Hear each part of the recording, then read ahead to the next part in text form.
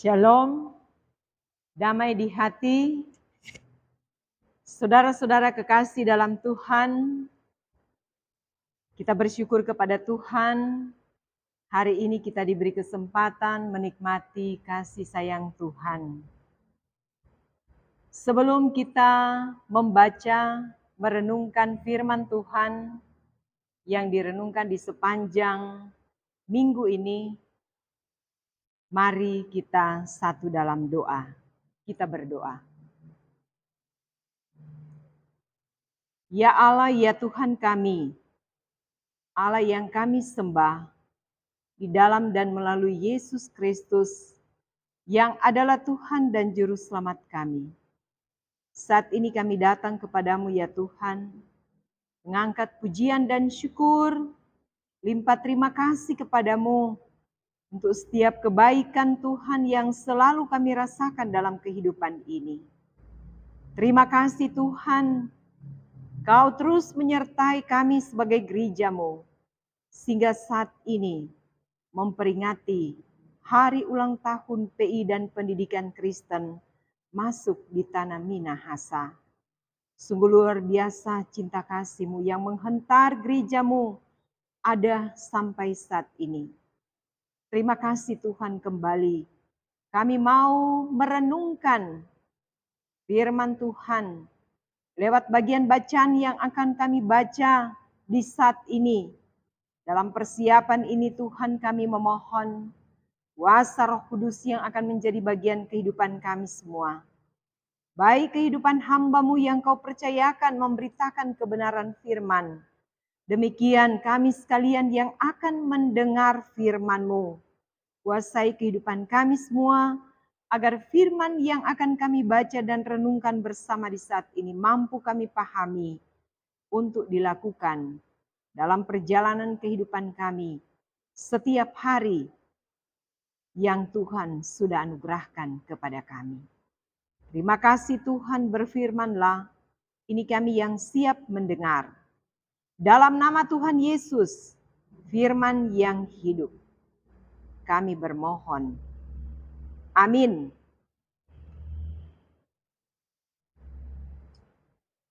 Saudara-saudara kekasih dalam Tuhan, kita membaca dari Lukas 12 ayat 49 sampai 59. Lukas 12 ayat 49 sampai 59. Yesus membawa pemisahan.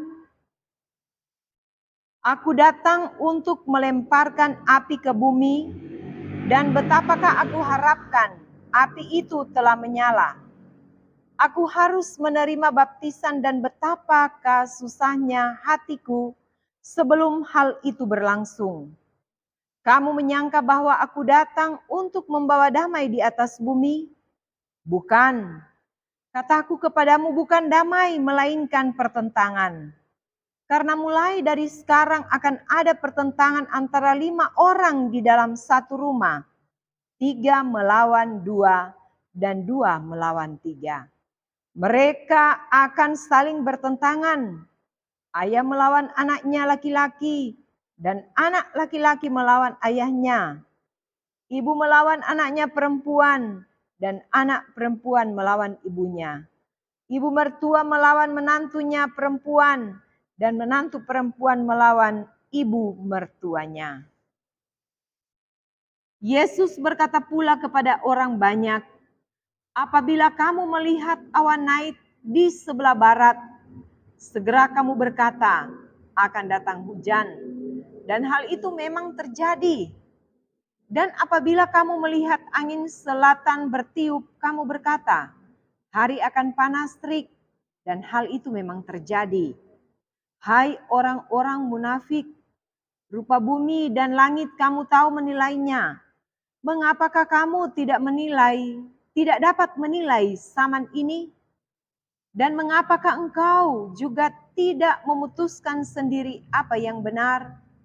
Sebab jikalau engkau dengan lawanmu pergi menghadap pemerintah, berusahalah berdamai dengan dia selama di tengah jalan, supaya jangan engkau diseretnya kepada hakim dan hakim menyerahkan engkau kepada pembantunya dan pembantu itu melemparkan engkau ke dalam penjara.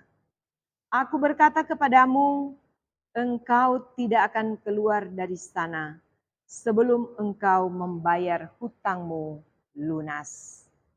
Demikian pembacaan Alkitab dari Lukas 12 ayat 49 sampai 59.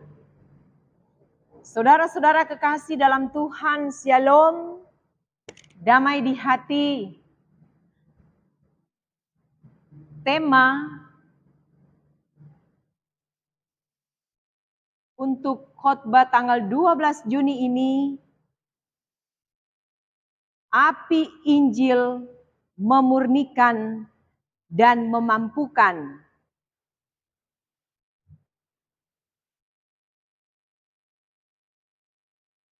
Api Injil memurnikan dan memampukan menilai zaman.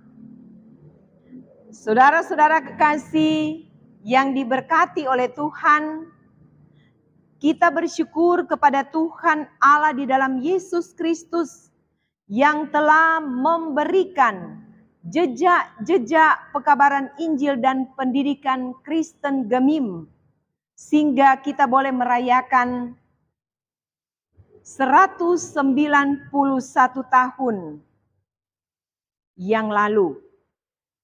Yesus Kristus adalah Tuhan dan Juru Selamat dunia yang diberitakan oleh gereja.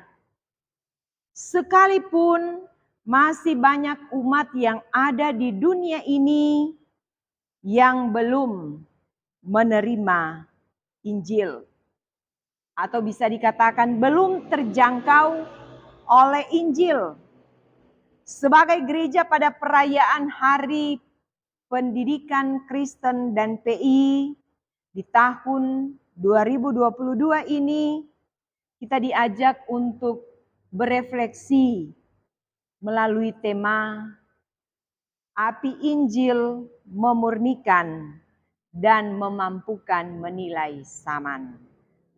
Saudara-saudara yang diberkati Tuhan, kita tahu bersama Lukas adalah seorang tabib yang dipakai oleh Tuhan untuk memberitakan Injil melalui tulisan yang menjadi tujuannya supaya mereka mengenal dan mengetahui siapakah Yesus Kristus sebagai juru selamat dunia. Dalam ayat 49 sampai 50, aku datang untuk melemparkan api ke bumi, dan betapakah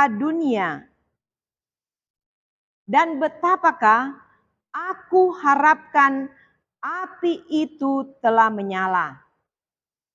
Api yang dimaksud oleh Yesus Kristus adalah Injil. Seperti api membakar untuk memisahkan logam mulia dari logam lain atau benda lain yang melekat padanya. Maka api Injil memurnikan orang beriman dan memisahkan dari yang tidak beriman. Api juga berarti penghukuman. Ia akan membaptis kamu dengan api. Alat penampi sudah di tangannya untuk membersihkan tempat pengirikannya. Debu jerami itu akan dibakar dengan api yang tidak terpadamkan. Ayat 51 sampai 53. Karena itu Yesus Kristus datang ke bumi bukan membawa damai, melainkan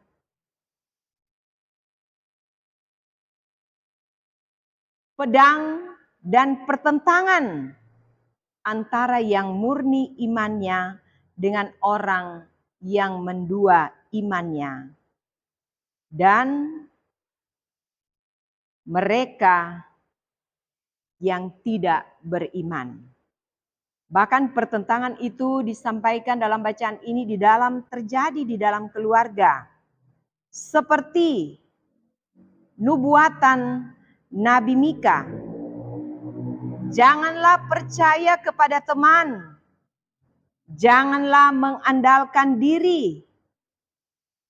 Jagalah pintu mulutmu terhadap perempuan yang berbaring di pangkuan anak laki-laki, menghina ayahnya, anak perempuan bangkit melawan perempuan, melawan ibunya, ibu mertuanya, musuh orang ialah orang-orang seisi rumahnya. Bisa dibaca dari Mika 7 ayat 5 sampai 6. Yesus Kristus mendamaikan manusia dengan Allah, merekonsiliasi atau memulihkan hubungan yang rusak. Aku harus menerima baptisan, artinya kematian atau penghukuman atas dosa manusia ditanggungnya. Yesus Kristus menerima baptisan itu bukan karena ia berdosa, tetapi justru untuk membuktikan bahwa dia berasal dari Allah dan diutus Allah untuk menjadi agen pemurnian tersebut. Akan tetapi misi pendamaiannya ditentang dan ditolak oleh ajaran yang menyesatkan. Sebab di antara kamu harus ada perpecahan supaya nyata nanti siapakah di antara kamu yang tahan uji. Kata perpecahan bahasa aslinya hairesis bidah. Ya.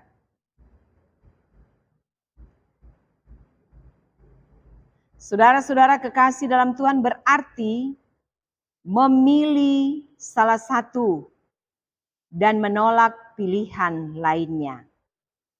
Ini dapat digunakan untuk menjelaskan seseorang yang percaya ajaran palsu atau ajaran sesat itu sendiri juga bisa berarti mazhab, aliran agama, fraksi, perpecahan, skisma. Memang Yesus datang untuk menyelamatkan manusia. Tetapi sekaligus untuk menyatakan penghukumannya bagi mereka yang menolaknya. Ayat 54 sampai 57. Yesus Kristus memberikan ilustrasi tentang pengetahuan orang Yahudi yang pandai menilai gejala atau tentang kemungkinan hujan dan panas. Kemampuan meramalkan apa yang akan terjadi berdasarkan pengalaman. Yesus Kristus menyatakan orang Yahudi, fraksi, ahli Taurat, dan para imam sebagai orang munafik karena kedatangan Mesias telah dinubuatkan oleh nabi-nabi. Dan Yesus Kristus dengan kuasanya melakukan mujizat, keajaiban-keajaiban sesuai nubuatan nabi-nabi di hadapan mata mereka. Dan Yesus bertanya, "Mengapa engkau juga tidak memutuskan sendiri apa yang benar? Karena mereka tidak percaya dan menolak Yesus Kristus sebagai Mesias dan Juru Selamat. Ayat 58, perpecahan, pertentangan, perlawanan terjadi antara manusia dengan orang yang menolaknya sebagai Mesias, Juru Selamat. Yang dimaksud Yesus Kristus adalah Raja Kerajaan Allah yang akan datang.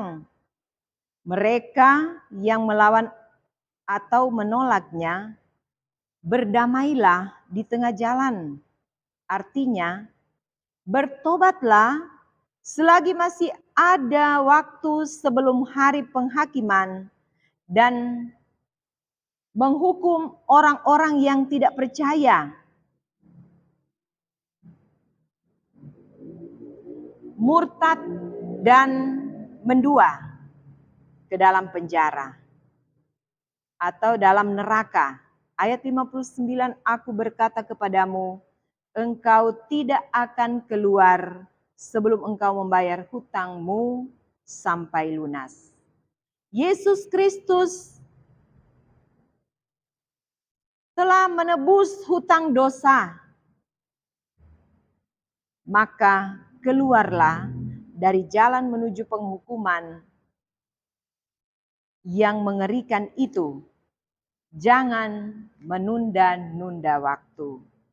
Saudara-saudara kekasih dalam Tuhan, kita sebagai gereja Tuhan, sebagai anggota jemaat, kita diwajibkan untuk terus-menerus memberitakan atau mewartakan Injil di mana saja kita berada. Api sebagai tanda penghukuman akan dialami ketika ada orang yang menolak Injil atau kabar baik yang diberitakan oleh para penginjil sejak dulu.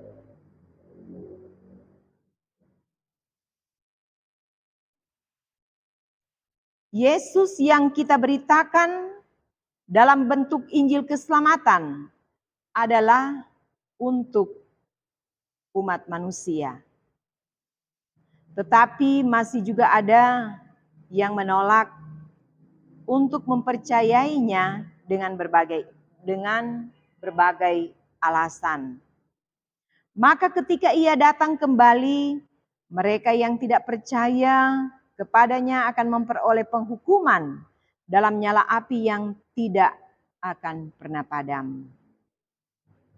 Kita bersyukur atas kasih-Nya bagi kita dengan melakukan apa yang Ia kehendaki dalam hidup kita. Saudara-saudara kekasih dalam Tuhan, ketika kita dipercayakan menjabat dalam berbagai posisi, lakukanlah tugas dan kerja kita dalam kesetiaan, serta ingatlah sebagaimana Kristus sudah mendamaikan dirinya dengan kita sebagai manusia, maka kita akan menjadi agen pendamaian bagi banyak orang. Demi kemuliaan nama Tuhan, kita meyakini bahwa Ia pasti akan kembali sementara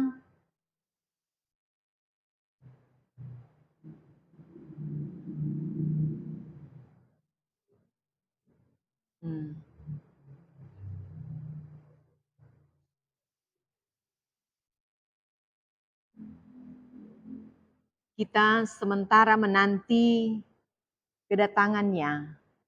Saudaraku yang saya kasih dalam Tuhan, kita diingatkan untuk terus berjaga-jaga setiap saat.